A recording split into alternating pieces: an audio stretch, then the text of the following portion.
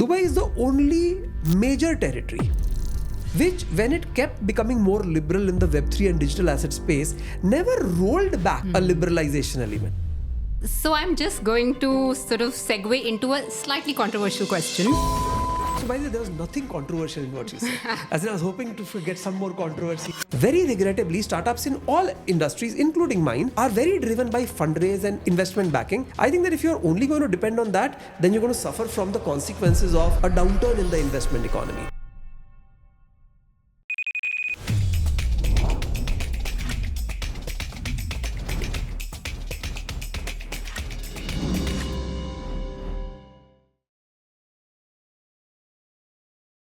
Hello, ladies and gentlemen. Welcome to season 2 of Live, Work and Play in Dubai podcast for Economic Times. I'm Shraddha, your host for the day. And this season, we are diving deep into industries shaping Dubai's future, from tech to finance, from sustainability to culture. And we have somebody like that with us today. His name is on the top of the futuristic tech landscape, Mr. Ajeet Khurana from Reflexical and 100 other things that he does all the time. Welcome, Mr. Khurana. Thank you very much. So I just want to understand your journey from India to Dubai. How did you get to Dubai? What attracted you about this city? A lot of times when you do something right or you succeed at something, in hindsight, you become very visionary. But when you started out on that journey, you did not really think about all the things that you now think that you thought. I know that sounds like a play on word, but the fact is, a lot of this is serendipitous. I was a resident in Singapore. COVID hit, late 19, early 20.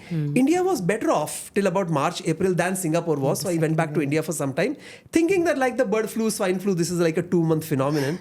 It just didn't change. And I was itching to go back to Singapore, which remained closed for one of the longest times. So I said, why don't I set this up in Dubai? Again, why not in India? Why in Dubai, etc.? Is every country has its own strengths. You want a place where the regulator moves very fast, right? As opposed to being cautious. So I moved to Dubai actually as a second preference over Singapore. But it took me probably like less than a month to realize that this is by far the first preference. Because what do you want in a destination that would promote advanced finance and advanced technology? Really, you want only 3 things. Number 1, that the environment moves fast. Number 2, there are lots of other people like you, thereby an ecosystem gets created. And number 3, there is not an automatic air of suspicion around everything new. Right? And Dubai, I think, ranks number 1 in all 3 of those. Wow, all 3 of them. All 3 of those. So moving to now the startup scenario here in Web3, you're also an investor. So you can sniff out a good startup from a not so good one. So what are some of the aspects that you look at when you're investing in startups? And how can startups from around the world, especially India, really come here and make use of the ecosystem that Dubai is providing, which is, in your words, in top 3 of the world at the moment? I have seen that the 3 things that make for a successful startup. 1 is the timing of the industry itself. Usually there'll be this first set of people who will say we were ahead of our times, an expression I don't like too much because that means you made one form of mistake. You don't want to glorify the fact that you were ahead of your times. The second thing is that they have to be driven by creativity and hustle, not by how much money they can fundraise. Very regrettably, startups in all industries, including mine, are very driven by fundraise and investment backing. I think that if you're only going to depend on that, then you're going to suffer from the consequences of a downturn in the investment economy. So I think that you have to look at the hustle and creativity of the founder. And the third thing is the ability to engage with the community. What I find is when I go to conferences or when I hear pitches of startups, that there is a far greater joy in dealing with other entrepreneurs, investors, and regulators, and far less joy that some entrepreneurs feel engaging with the customers and prospective customers. This is a recipe for disaster. As long as these 3 things are in place, I think that I not just would be happy to invest, but I would be happy to make some contribution along the journey in terms of helping them connect, in terms of helping them grow, attract the right talent. Because Dubai is, freehold and leasehold and all, you would find that expats, foreigners tend to be concentrated in certain locations. Dubai, Marina, JLT, Business Bay, and a few others. So to begin with, you are not just in the same country or city as so many other people like you. You may actually be within walking distance of them. Absolutely. So what I have found is that organic micro communities are developing. Right? So for instance, I live in a tall building not very far from where we are talking right now. And I find that if I were to step downstairs and just hang around for half an hour, I would run into 5 entrepreneurs from my industry.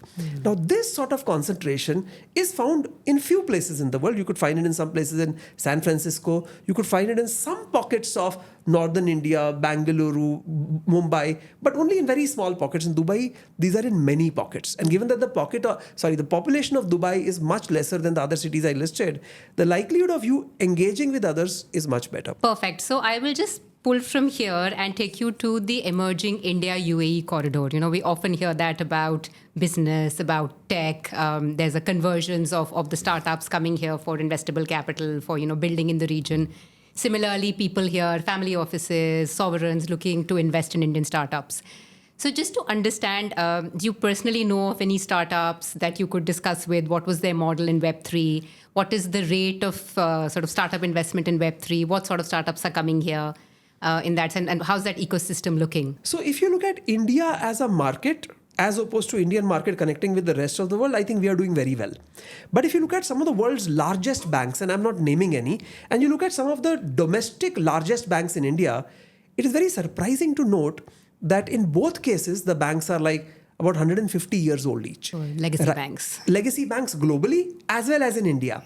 Now, the challenge is that I have found that when you are in India, why did these banks not become global banks? The reason is that often when the domestic market itself is large enough, the incumbent is very happy staying within walking distance of their customer. Suppose you were a company incorporated in Singapore. You would have to address the Malaysian market, the Thai market, the Indonesian market, because barring, let's say, F&B or internal logistics, the Singaporean market is very small. While Dubai is much bigger than Singapore, it is nowhere as big as India. So, one of the joys of the Indians moving to Dubai is not just to tap into the Dubai market, whether for investable funds or the ecosystem or the consumer market.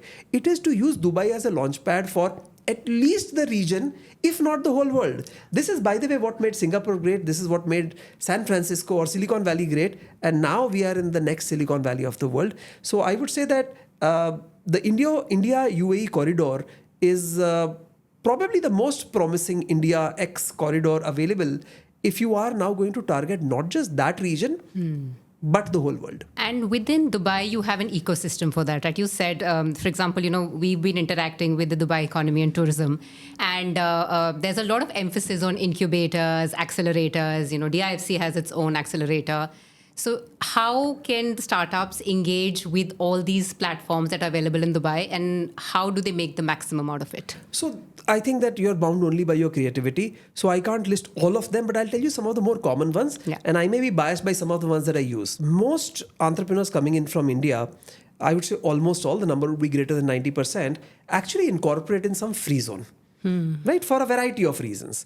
Speed, potentially favorable tax treatment unless you are doing business within the UAE, and a variety of others. Getting the right license very quickly and the like. So first and foremost, I think that your free zone may possibly, you name DIFC, there would be others like DMCC and a whole host of others, actually provide you some opportunities to engage with the community, with each other, etc. Not every free zone does it equally, but the first starting point could be where you have incorporated the company itself may offer you that. This, by the way, is unlike what I have seen anywhere. I agree. Whether you have ACRA in Singapore or the registrar of company in India or whatever else, a company house in England, they don't help you do any of that. They are just a registrar of the companies and the current state and the shareholding, etc. Absolutely. And I agree with the micro communities sort of take, because, within the DIFC, I've actually eavesdropped and just bombarded into conversations. And people are okay with it. I was like, oh, I heard you talking about AI. I do this. And they're like, oh, come and join. Let's grow the community. So I absolutely agree with that. So I think interesting takeaways for the startups. You would say that you need to have some feet on the ground, right? You cannot be flying in and out in a way to build up your startups here. You'll have to have a feet on the ground, come interact, spend time with the communities. So that's quite essential for startups. You could start by flying in and out, but I'll give you an example. Suppose you and I were to do a video conference as opposed to a face-to-face interview.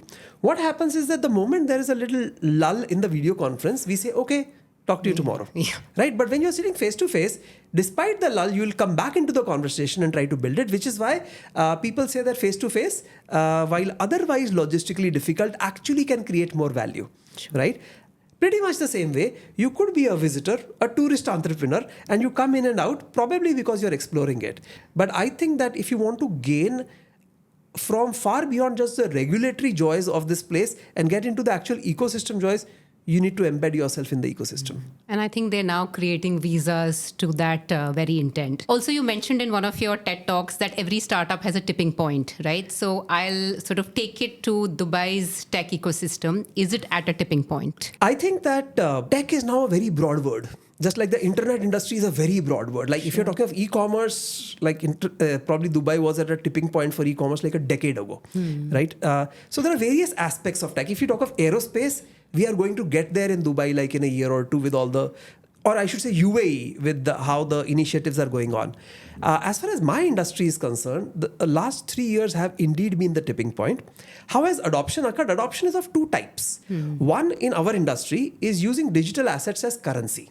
So using stable coins, Tether, Bitcoin as a medium of payment, which by the way has not got popular in most places of the world. There are two reasons for that. One is suspicion and inertia, and the second is lack of regulatory clarity. The second part has been taken care of completely in Dubai, and today you can go and buy a property using cryptocurrency. You can go and buy a car. You can pay tax. You can also do several banking functions where the bank would accept your cryptocurrency for payment. There are credit card companies who would accept payment for credit card in crypto. That is almost unheard of. There are, by the way, some other countries. These would be typically financial haven, like very small countries, island countries, which are as evolved, but they're very tiny as far as economic impact is concerned. Yeah. But there is an entirely different part of adoption in my industry, which is about decentralization. So this is a challenge that our industry faces all over. And despite the supposed magic and the revolution that this would bring about, other than as the case of digital assets, we still have to make a dent.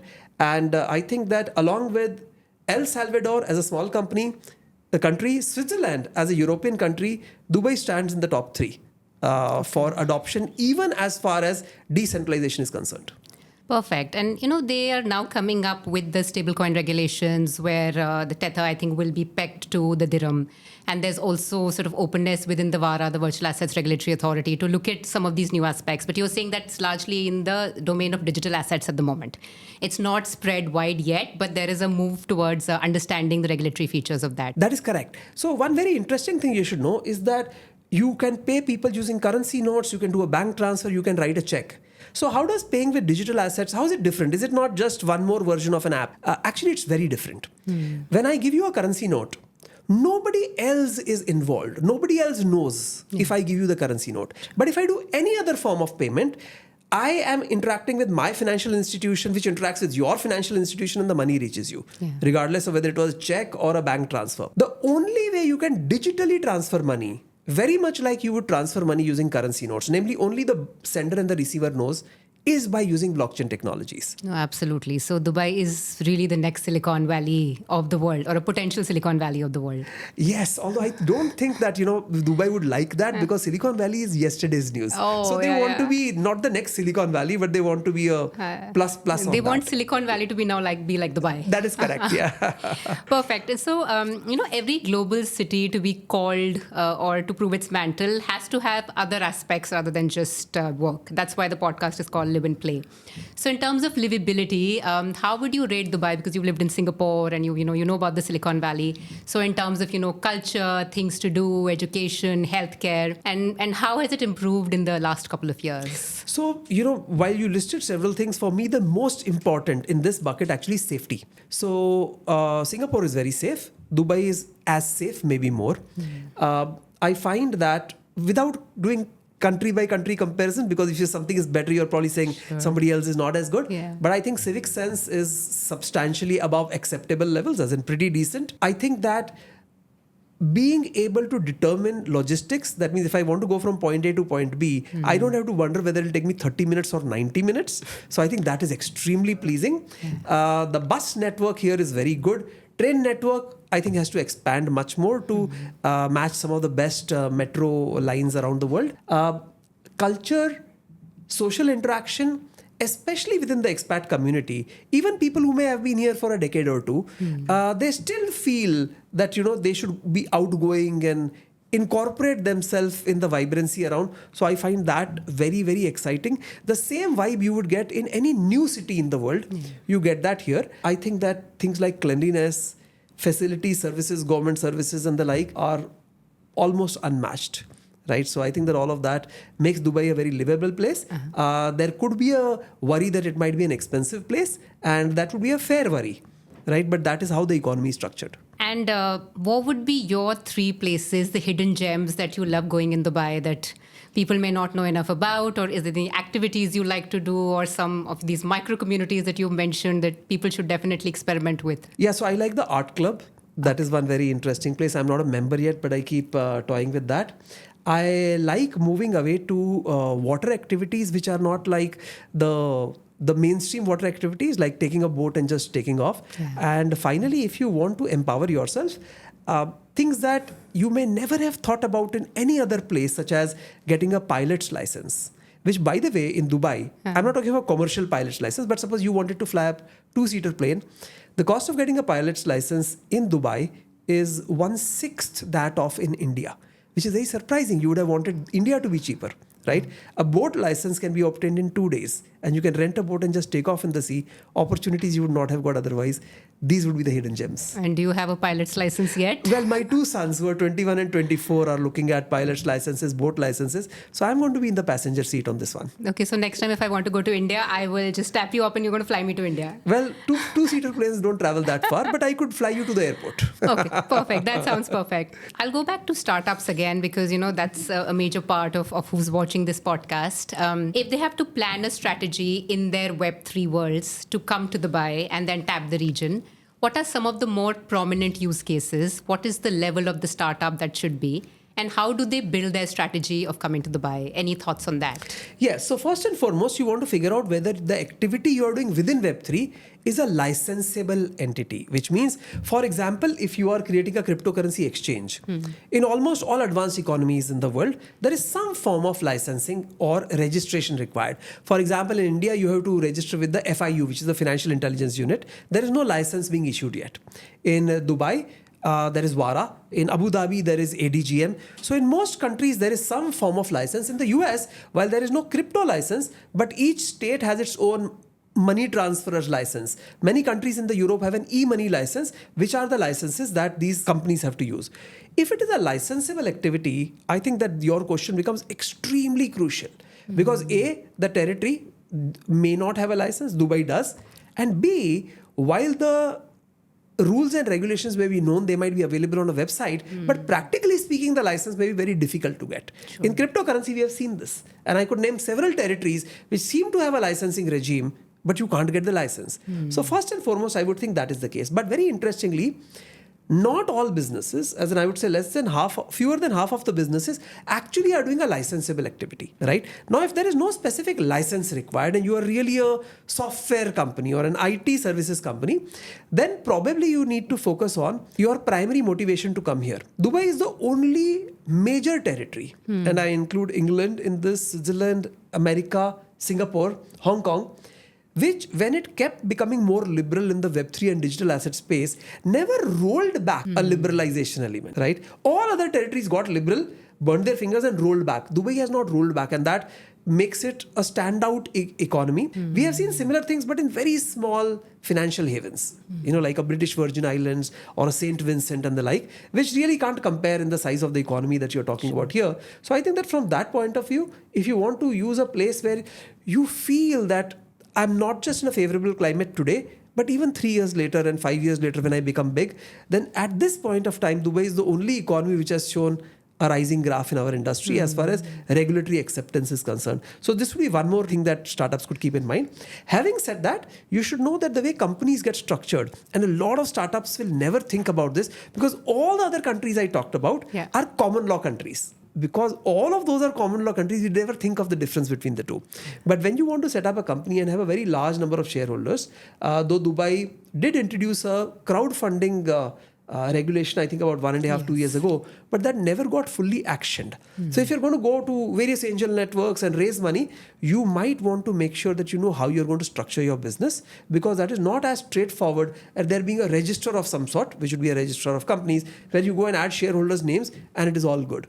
Understood. Right. So on this aspect, you want to see how you are raising capital before you decide where to incorporate. Perfect. So the startups watching it know who to get in touch with when they come here. So finally, some of your thoughts on the next 2, 3, 4 years of Web3. what can we expect? What sort of breakthroughs are we going to see? And what sort of, regulatory acceptance will the world see? So because I am not a professionally trained astrologer, I'll still use my crystal ball and use learnings from various other industries. And this is just a matter of personal joy. I'm not going to advocate this to others. But I think that the joy of, taking something you have learned and letting like a large number of other people also do the same is my greatest joy. So though it was not in one of the choices you provided to me, but I think that would be it.